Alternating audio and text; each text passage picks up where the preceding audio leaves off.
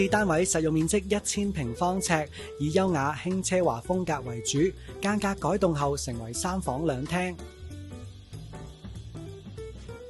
優美與實用兼備嘅設計，配合室外一望無際嘅園景，打造內外舒適放鬆嘅空間。今次呢個單位咧，我知道喺間隔上面咧都幾困難嘅喎，可唔可以講解下咧？係啊，其實今次呢度個間隔咧，本身先天咧出嚟係即係唔夠分明嘅，同埋每個空間都係唔係話十分闊大咯。咁所以我哋設計上咧就會較為大膽，同埋將所有嘅空間可以連貫晒出嚟，而將佢空間感發揮到最大。咁其實屋主咧有冇啲咩特別嘅要求？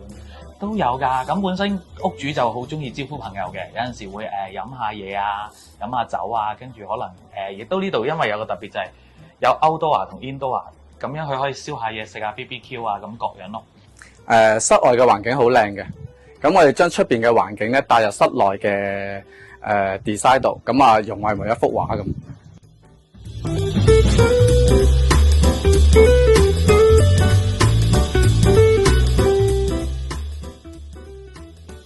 主人房方面，屋主希望擁有一個非常舒適及私隱度充足嘅環境，設計大膽運用綠色配啡色為主要色調。主廁方面，更運用孔雀綠色嘅岩板牆身，配合全屋首尾呼應。衣帽間有充足嘅儲物放置心愛嘅收藏品，打造極具放鬆嘅空間。全屋嘅物料運用咧，我都會用咗好多地方嘅嘢。有譬如岩板啦，好 soft 嘅牆紙啦，亦都有好暖嘅木色出現啦。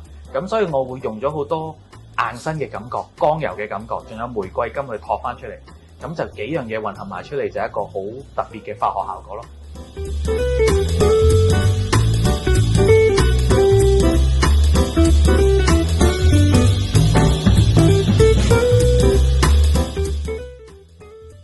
房間方面，客房以日系木色為主，升高地台增加全屋儲物空間。